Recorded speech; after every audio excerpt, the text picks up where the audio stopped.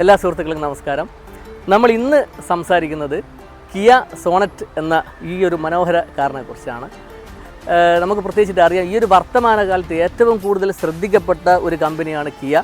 കിയയുടെ എല്ലാ മോഡലും വളരെ ജനശ്രദ്ധ പിടിച്ച് പറ്റി കഴിഞ്ഞിരിക്കുകയാണ്. അപ്പോൾ ഇന്ന് നമ്മൾ ഈ കാറ് ഇതിൻ്റെ ഉടമസ്ഥ വാങ്ങിയിട്ട് ഏതാണ്ട് ഒരാഴ്ചയേ ആയിട്ടുള്ളൂ.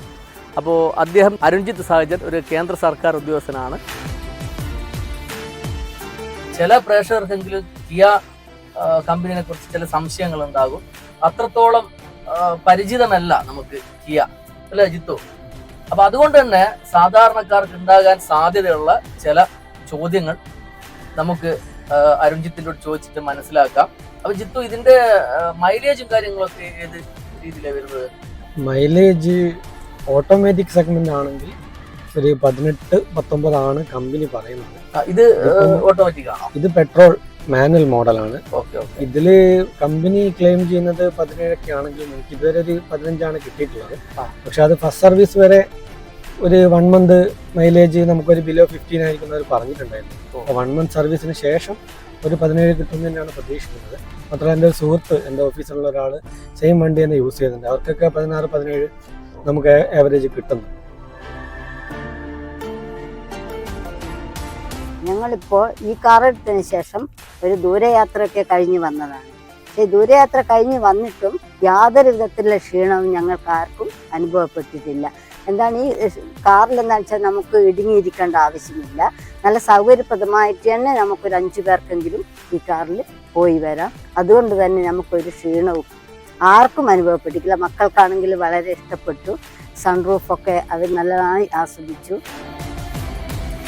ഇപ്പൊ കൂടുതൽ ആൾക്കാരും വാഹനം വാങ്ങുമ്പോൾ ഏറ്റവും ശ്രദ്ധിക്കുന്ന കാര്യമാണ് ആവശ്യത്തിന് സേഫ്റ്റി ഫീച്ചേഴ്സ് ഉണ്ടോ എന്നുള്ളത്. അപ്പൊ നമുക്ക് കിയ സോണറ്റിന്റെ സേഫ്റ്റി കാര്യങ്ങളെ കുറിച്ച് അരുൺജിത്തിനോട് ചോദിച്ച് മനസ്സിലാക്കാം. കിയ സോണറ്റിന്റെ സേഫ്റ്റി ഫീച്ചേഴ്സിനെ പറ്റി പറയുകയാണെങ്കിൽ മെയിനായിട്ട് വരുന്നത് നമുക്ക് 6 എയർ ബാഗ് ഈ സെഗ്മെന്റിൽ വരുന്നുണ്ട്. പിന്നെ അതുപോലെ ABS, anti lock braking system, പിന്നെ അതേപോലെ സ്റ്റെബിലിറ്റി, ഇലക്ട്രോണിക് സ്റ്റെബിലിറ്റി കൺട്രോൾ വരുന്നുണ്ട്. അതേപോലെ ടയർ പ്രഷർ മോണിറ്റർ വരുന്നുണ്ട്. നമുക്ക് 4 ടയറിനെയും പ്രഷർ നമുക്ക് ലൈവായിട്ട് മോണിറ്റർ ചെയ്യാൻ പറ്റും. അതുപോലെ ഹിൽ സ്റ്റാർട്ട് അസിസ്റ്റൻസ് വരുന്നുണ്ട്. അങ്ങനെയുള്ള എല്ലാ ഫീച്ചേഴ്സുകളും അത്യാവശ്യം, അതായത് നമുക്ക് സേഫ്റ്റി ഫീച്ചറായിട്ടുള്ള ഒരുവിധം കാര്യങ്ങളൊക്കെ ഇതിൽ വരുന്നുണ്ട്. ഈ കാർ കാണുമ്പോൾ തന്നെ നല്ലൊരു ഗാംഭീര്യം തോന്നുകയും നമ്മൾ ഈ കാറിൽ കയറുമ്പോൾ തന്നെ നമുക്ക് റോയൽ ഫീലിംഗ് ആണ് അനുഭവപ്പെടുന്നത്. ഇതിനകത്ത് നമുക്ക് 5 പേർക്ക് സൗകര്യപ്രദമായിട്ട് തന്നെ യാത്ര ചെയ്യാനുള്ള എല്ലാ സൗകര്യങ്ങളും ഇതിലുണ്ട്.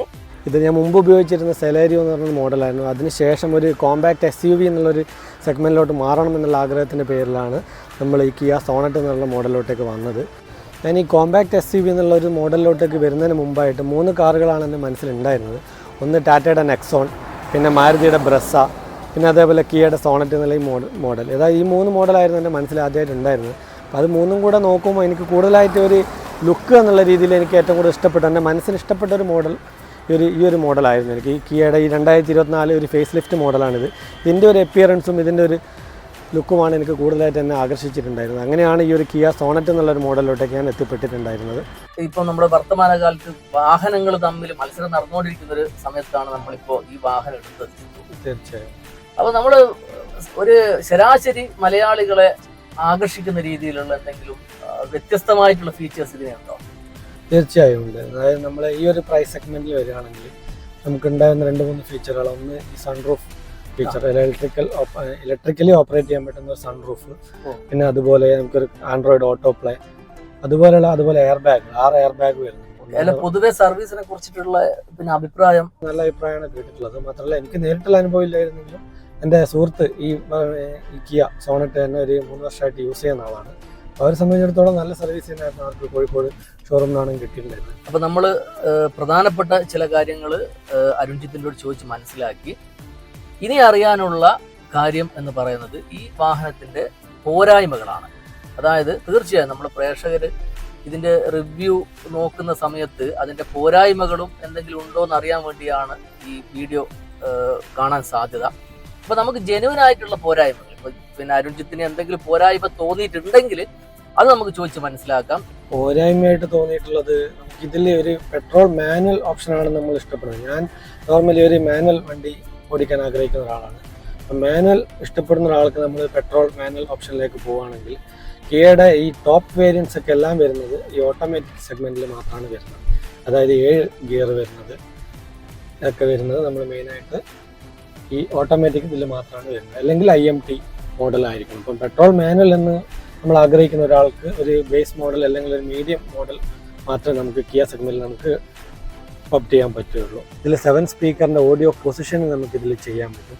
നമുക്കിപ്പോൾ 2 പേര് മാത്രം യാത്ര ചെയ്യുന്ന സമയത്താണെങ്കിൽ ഫ്രണ്ടിലുള്ള 2 പേർക്ക് മാത്രം ഓഡിയോ കേൾക്കുന്ന രീതിയിൽ സെറ്റ് ചെയ്യാൻ പറ്റും. അതല്ല ഡ്രൈവർക്ക് മാത്രം ഓഡിയബിൾ ആവുന്ന രീതിയിലാണ് അങ്ങനെ ചെയ്യാൻ പറ്റും. അതല്ല ഡ്രൈവർക്ക് കേൾക്കാതെ ബാക്ക് സീറ്റുള്ളവർക്ക് മാത്രം ഓഡിയബിൾ ആവുന്ന രീതിയിൽ വേണമെങ്കിൽ നമുക്ക് സ്പീക്കർ പൊസിഷൻ ചെയ്യാൻ പറ്റും. കിയ മോഡലുകളിൽ സ്വതവേ 3 ടൈപ്പ് എൻജിൻസാണ് നമുക്ക് അവൈലബിൾ ആയിട്ടുള്ളത്. ഒന്ന് ഫുള്ളി ഓട്ടോമാറ്റിക് ആണ്, പിന്നെ വരുന്നത് ഫുള്ളി മാനുവലാണ്. പിന്നെ ഇതിന് രണ്ടിനിടയിലായിട്ടുള്ള ഒരു IMT എന്ന് പറഞ്ഞൊരു എൻജിൻ മോഡലും കൂടെ കിയയിൽ അവൈലബിൾ ആണ്. IMT means intelligent manual transmission എന്നാണ് ഉദ്ദേശിക്കുന്നത്. അതായത് അതിന് ക്ലച്ച് ഉണ്ടാവില്ല. ഓട്ടോമാറ്റിക് ഓടിക്കുന്നത് പോലെ തന്നെ നമുക്ക് ക്ലച്ച് ഇല്ലാതെ നമുക്ക് യൂസ് ചെയ്യാൻ പറ്റും. പക്ഷേ അത് കൂടാതെ നമുക്ക് ഗിയർ ഷിഫ്റ്റിംഗ് ഇഷ്ടപ്പെടുന്ന ഒരാളാണെങ്കിൽ മാനുവലി ഡ്രൈവ് ചെയ്യുന്നത് പോലെ നമുക്ക് ഗിയർ ഷിഫ്റ്റും കാര്യങ്ങളൊക്കെ ആയിട്ട് യൂസ് ചെയ്യാനും പറ്റും. അതായത് രണ്ടിൻ്റെയും കൂടെ ബെനിഫിറ്റുള്ള ഒരു ഫീച്ചറായിട്ടാണ് IMT അവർ ഇൻട്രൊഡ്യൂസ് ചെയ്തിട്ടുള്ളത്. സുഹൃത്തുക്കളെ, നമുക്കറിയാം കിയ ഇന്ന് വരെ ഇറക്കിയിട്ടുള്ള എല്ലാ വാഹനങ്ങളും ഒരു വാഹന സൗന്ദര്യം ആസ്വദിക്കുന്നവർക്ക് തീർച്ചയായും ഇഷ്ടപ്പെടുന്ന രീതിയിലുള്ള വാഹനങ്ങളാണ് അവർ ഇതുവരെ ഇറക്കിയിട്ടുള്ളത്. അതേപോലെ തന്നെയാണ് കിയയുടെ ഏറ്റവും ലേറ്റസ്റ്റ് വാഹനങ്ങളിലൊന്നായ കിയ സോണറ്റും ഉള്ളത്.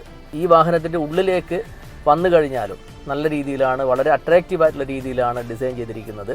അപ്പോൾ തീർച്ചയായും നിങ്ങൾ ഒരു പുതിയ വാഹനം വാങ്ങാൻ ഉദ്ദേശിക്കുന്ന ആളാണെങ്കിൽ നിങ്ങൾക്ക് സധൈര്യം വാങ്ങാൻ സാധിക്കുന്ന വാഹനങ്ങളിൽ ഒന്ന് തന്നെയാണ് കിയ സോണറ്റ് എന്നാണ് നമുക്ക് മനസ്സിലാക്കാൻ സാധിക്കുന്നത്. അപ്പോൾ നമ്മുടെ ഇന്നത്തെ ഈ വീഡിയോ എല്ലാ സുഹൃത്തുക്കൾക്കും ഇഷ്ടമായി എന്ന് പ്രതീക്ഷിക്കുകയാണ്. മറ്റൊരു വീഡിയോയുമായി വീണ്ടും കാണാം. ബൈ.